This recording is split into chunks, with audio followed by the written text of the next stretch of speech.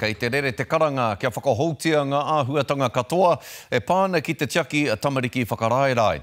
He rua hautoru o ngā tamariki katoa e tiaki nāna i roto i ngā whare whakaahuru o te kāwanatanga he Māori.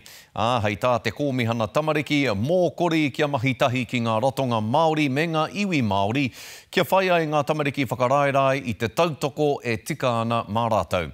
Nei rā te pūrongo Ahania Douglas. Me panoni te pūnaha tiaki tamariki whakaraerai.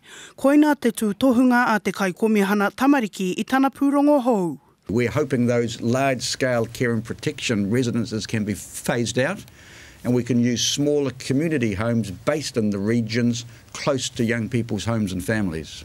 Engari, hei tā Paura Moyle i tupu mai i te pūnaha tamariki whakaraerai i ona wā, he kawenga tō te pūnaha ki te awhinei ngā tamariki whakaraerai i raru i taua pūnaha tonu. I've looked at the Commissioner's report and I'm not seeing anything different there, except nice emotional words like rejuvenating. We were doing that in the 70s and the 80s. E ai ki ngā tatauranga, ko te nuinga o ngā tamariki kua mau i te pūnaha āmotu he uri Māori.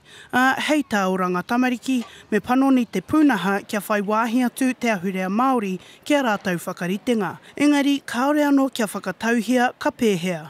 Around about 2/3 of young people who are in state care are Māori, so it's very important that we're supporting their connection to their whānau, their hapu, their iwi, and also to their identity. He oi anō, hei tā Moyle, aha kua te pai o ngā kupu a te kai kōmihana, me ki te rāno i ai ngā hua katahi ia ka whakapono.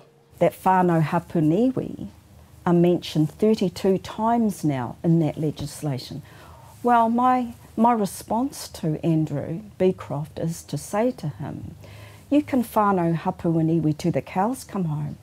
That doesn't make the legislation drive practice. It's people who drive the practice. Hei tā oranga tamariki, e hika ka ana rātau ki te whakatinana i ngā tūtohunga nei. Engari, ka pēhea, tāria te wā. Ahania Douglas, Te Karere.